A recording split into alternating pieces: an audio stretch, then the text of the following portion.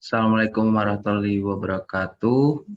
Perkenalkan kami dari kelompok 13 dari kelas E, jurusan Teknik Industri, Universitas Pembangunan Nasional Veteran Yogyakarta. Pada kesempatan kali ini kami akan melakukan presentasi tentang kesehatan dan keselamatan kerja di PT Jiwi Kimia. Perkenalkan, saya Richard Prabowo dengan NIM 1220004 dan rekan saya Naufan Maulana Hashim dengan NIM 122200132.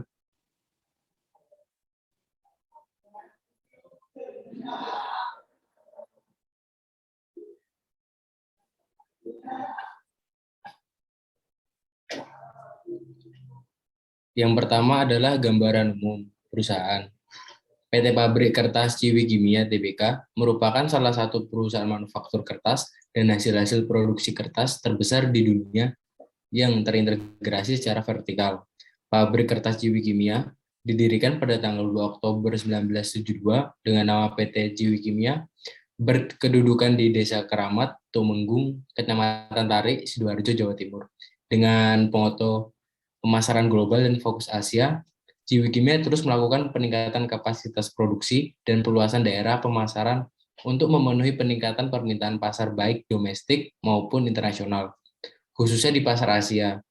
Kemudian pada tahun 1974 dari perseroan diubah menjadi PT Pabrik Kertas Jiwi Kimia dan pada tahun 1996 menjadi PT Pabrik Kertas Jiwi Kimia Terbuka. Pada tahun 1990, saham perseroan mulai dicatatkan di Bursa Efek Jakarta dan juga Surabaya.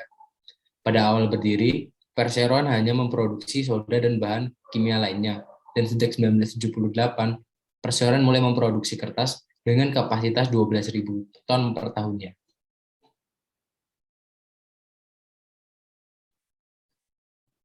Lalu selanjutnya adalah kecelakaan akibat kerja. Kecelakaan itu dapat terjadi secara tidak terduga.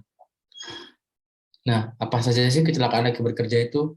Kecelakaan akibat kerja itu yaitu seperti jatuh dari atas ketinggian, kontak dengan bahan kimia, menabrak objek dengan bagian tubuh, terpajan oleh getaran mekanik, tertabrak oleh objek yang bergerak, terpajan oleh suara keras tiba-tiba, terpajan suara yang lama, pergerakan berulang dengan pengangkatan otot yang rendah, otot tegang, kontak dengan listrik, kontak atau terpajan dengan panas atau dingin, lalu ada terpajan radiasi, dan yang terakhir adalah bangunan runtuh.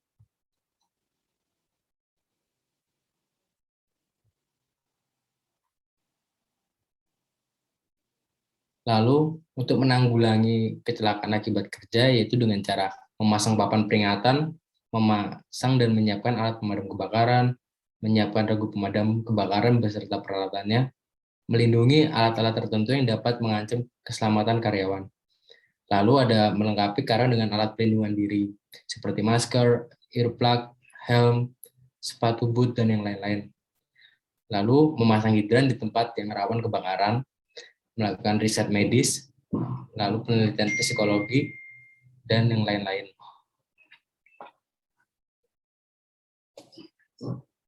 Lalu selanjutnya adalah penyakit akibat kerja. Penyakit akibat kerja itu mempunyai 5 golongan. Yang pertama adalah golongan fisik, golongan kimiawi, golongan infeksi, lalu ada golongan fisiologis, dan yang terakhir adalah golongan mental psikologis. Yang pertama golongan fisik. Nah, yang ada golongan fisik yaitu yang pertama adalah suara yang biasa menyebabkan pekak atau tuli, radiasi sinar raw atau sinar radioaktif, lalu ada suhu yang terlalu tinggi menyebabkan heat stroke, lalu yang keempat adalah tekanan tinggi menyebabkan Cason disease, lalu yang terakhir adalah penerapan lampu yang kurang baik karena dapat menyebabkan kelainan pada indera penglihatan.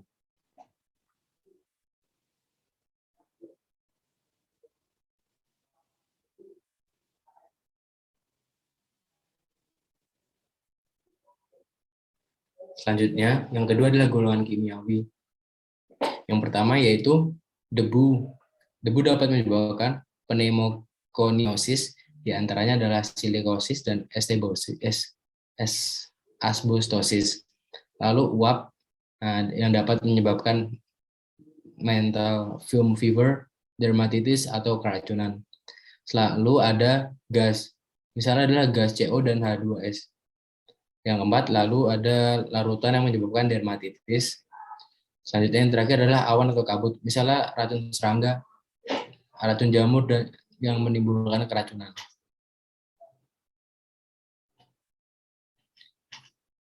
Selanjutnya adalah golongan infeksi. Golongan infeksi itu seperti bibit penyakit antraks dan juga bibit penyakit Brucella.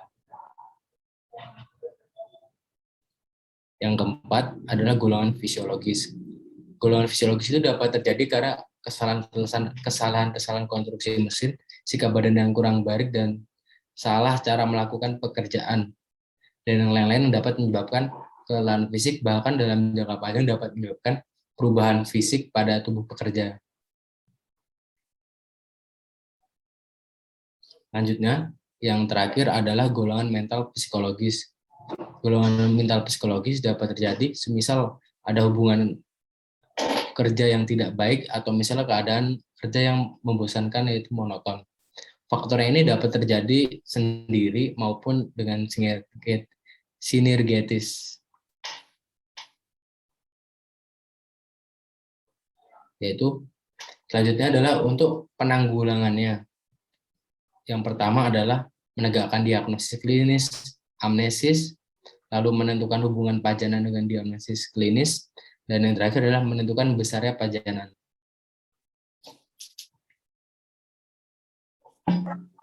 Kita lanjut ke analisis resiko. Analisis resiko merupakan suatu proses evaluasi resiko yang ditimbulkan dari bahaya-bahaya yang ada dan memberi pengendalian yang memadai atau sesuai dengan pengendalian yang telah ada. Dalam proses melakukan analisis resiko, perlu memasukkan berbagai masukan informasi dan data sebagai bahan pertimbangan untuk menentukan pengendalian yang sesuai dilihat dari tingkat resiko yang telah ada. Untuk pertimbangan-pertimbangannya, ada pertama, detail lokasi di mana pekerjaan dilakukan. Kedua, interaksi bahaya dalam proses aktivitas kerja di tempat kerja. Ketiga, kemampuan manusia, perilaku, kompetensi, dan status kesehatan. 4, instruksi kerja, sistem kerja, izin kerja, dan kondisi lingkungan. 5, ada potensi kegagalan proses dari mesin-mesin. 6, ada ketersediaannya kontrol yang ada. 7, mengamati data yang berhubungan dengan berbagai kecelakaan sehubungan dengan aktivitas kecelakaan pada jenis pekerjaan khusus.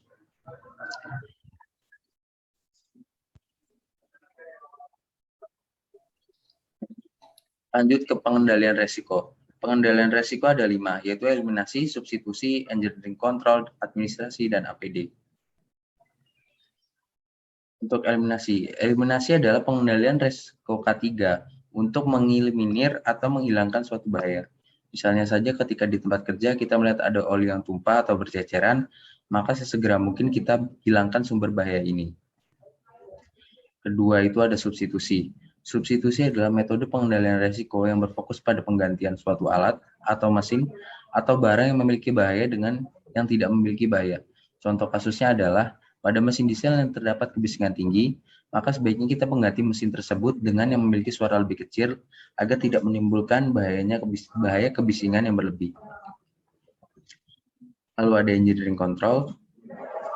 Engineering control adalah proses pengendalian resiko dengan merekayasa suatu alat atau bahan dengan tujuan mengendalikan bahayanya. Engineering control kita lakukan apabila proses substitusi tidak bisa dilakukan. Biasanya terkendala dari segi biaya untuk penggantian alat dan bahan. Oleh karena itu, kita melakukan proses rekayasa engineering. Contoh kasusnya adalah ketika di tempat kerja ada mesin diesel yang memiliki suara bising, akan tetapi kita tidak bisa menggantinya dengan yang lain, maka kita harus memodifikasi sedemikian rupa agar suara tidak keluar secara berlebihan.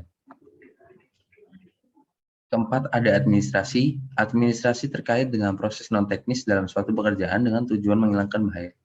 Proses non-teknis ini diantaranya seperti pembuatan prosedur kerja, pembuatan aturan kerja, pelatihan kerja, penentuan durasi kerja, penempatan tanda bahaya, penentuan label, pemasangan rambu, dan juga poster. Contoh kasusnya adalah apabila di tempat kerja ada mesin diesel yang mengeluarkan kebisingan berlebih dan sudah tidak bisa direkayasa secara teknis, maka langkah yang harus dilakukan adalah pembatasan jam kerja, pembuatan prosedur, pemasangan tanda bahaya, dan lain sebagainya. Lalu ada APD. APD di sini ada helm pengaman, Lalu ada penutup telinga yang bentuknya seperti headset. Ketiga ada penyumbat telinga. Keempat ada kacamata pengaman atau safety glass. Kelima ada masker atau respirator. Keenam ada pelindung wajah atau face shield. Ketujuh ada tali pengaman atau safety harness. Kedelapan ada sabuk pengaman atau safety belt. Kesembilan ada sarung tangan. Ke-10 ada sepatu karet atau sepatu boots. Ke-11 ada sepatu pengaman atau safety shoes. Ke-12 ada jas hujan atau raincoat. Ke-13 ada pelampung. 14 ada rompi. Ke-15 ada coverall atau waterpack. Kita lanjut ke kesimpulan dan saran. Untuk kesimpulan sendiri, secara umum sistem produksi di PT Jiwi Kimia sudah cukup baik. Namun masih memiliki beberapa potensi bahaya yang ditinjau dari faktor fisik, kimiawi, biologis, ergonomis maupun faktor psikologis, di mana masih mendapatkan masalah akan kesehatan dan keselamatan kerja di PT Jiwi Kimia. Di PT Jiwi Kimia pun sudah memiliki poliklinik bagi para pekerjanya, di mana yang artinya penanganan kesehatan dan keselamatan kerja pada karyawan perusahaan PT Jiwi Kimia sangat diperhatikan dan dipertanggungjawabkan oleh perusahaan. Tetapi masih ada beberapa bahaya-bahaya yang terjadi pada perusahaan tersebut. Contohnya, pada tahun ini ada kabar terkait karyawan yang meninggal dunia akibat kecelakaan kerja. Karyawan tersebut jatuh ke atas konveyor karena dia ingin menjalankan mesin yang macet, tetapi dia malah akhirnya jatuh ke konveyor dan meninggal dunia. Meskipun perusahaan bertanggung jawab, tapi kejadian seperti ini pastinya diharapkan tidak lagi terjadi lagi ke depannya, karena membuat nama baik perusahaan kurang baik di luar. Dengan kejadian tersebut, berarti masih ada beberapa penanganan perusahaan yang kurang baik terkait tenaga kerjanya. Lalu, sarannya, sebaiknya perusahaan melakukan manajemen risiko terbaru yang nantinya akan diikuti oleh para tenaga kerja di perusahaan tersebut. Dan mungkin diadakan training ulang untuk mencegah kejadian-kejadian yang kurang diinginkan lagi. Meskipun memang biaya training cukup tinggi, tetapi itu sangat penting dalam sistem produksi. Jika training ulang diadakan demi mencapai kebaikan pegawai terkait kesehatan dan keselamatan kerja, berarti perusahaan sudah sangat-sangat bertanggung jawab atas pegawainya. Dan mungkin di training pembaruan tersebut juga diberitahukan kepada pegawai untuk tidak bergerak sendiri jika ada mesin yang macet, dan bisa langsung menginfokan kepada teknisi perusahaan untuk membenarkan mesin tersebut. Meskipun sedikit lebih menguras waktu, tapi hal tersebut harus dilakukan agar tidak terjadi kecelakaan kerja. Sebaiknya, perusahaan juga melakukan pemeriksaan rutin terhadap mesin-mesin sistem produksi agar saat pegawai yang lain bekerja tidak mengalami kesulitan dalam bekerja. Jadi bisa mengurangi resiko akibat kecelakaan kerja dan mungkin juga bisa menambah APD yang ada. Memang di PT Jiwi Kimia sudah menggunakan APD yang memadai, tapi misal untuk hal-hal yang berhubungan ketinggian menggunakan tali pengaman atau sabuk pengaman untuk mengurangi resiko kecelakaan kerja yang ada. Mungkin cukup sekian dari kelompok kami, kurang lebihnya mohon maaf. Assalamualaikum warahmatullahi wabarakatuh. Terima kasih.